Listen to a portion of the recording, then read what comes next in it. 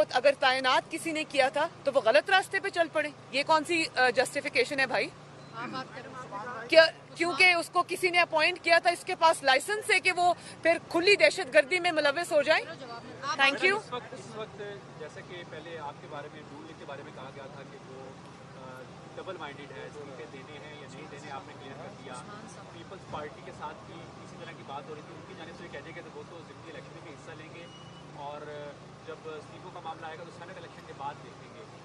मौलाना फजलुर रहमान भी इस वक्त मुश्किल में है, उनके लोग भी इसी तरह की बयानबाजी कर रहे हैं, उनको छोड़ के जा रहे हैं। क्या नहीं, मौलाना साहब के जो लोग बयानबाजी नहीं कर रहे, मौलाना साहब की पार्टी में से 2-3 ऐसे लोगों को जो हमेशा से ये काम करते आए हैं, उनको उठा के मीडिया पे ले आना, उससे पहले उनका नाम भी कोई नहीं जानता था, तो वो शरारत किसी और की है, वो JUIF की शरारत नहीं है। ये आप जरा क्लियर कर लें प्लीज। ये हथकंडे हम पुराने जानते हैं, ये मुस्लिम लीग नून के साथ भी खेले गए हैं, ये उनके साथ भी अब आजमाए जा रहे हैं, लेकिन ये खौफ है इंशाअल्लाह ताला इमरान खान को घर जाना पड़ेगा। ये उसके आखिरी हथकंडे हैं, उसको रोक नहीं सकेंगे इंशाअल्लाह। शायद उसका जाना मजीद जल्दी अर्ली हो जाएगा। जी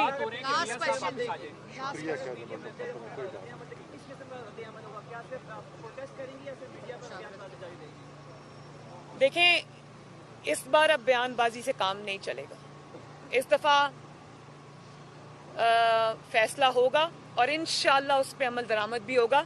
अगर आप ये समझ रहे हैं कि इसी तरह आप करते रहेंगे और हम सहते जाएंगे, ये अब नहीं होगा। आप जो कह रहे थे, आपने कुछ आपको बुलाने का मुतालबा कर रही है, ये भी गलत है। नहीं, ये किसने कहा मुतालबा कर रही है? हुकूमत कह रही है कि मियां साहब वापस आए यहाँ करें। तो हुकूमत के बुलाने की क्या हैसियत है? ये तो जाली हुकूमत है। इसी हुकूमत ने नहीं, इसी हुकूमत ने उनको इलाज के लिए बाहर भेजा और उस वक्त इन्होंने चाहा उनसे जान छुड़ाना, और अब जबकि इनको पता है कि नवाज शरीफ ने इनके ताबूत में आखिरी कील ठोंक दी है, तो वो अब अपने आप को अब उनको लाने की पूरी कोशिश, पहले भेजने की पूरी कोशिश थी।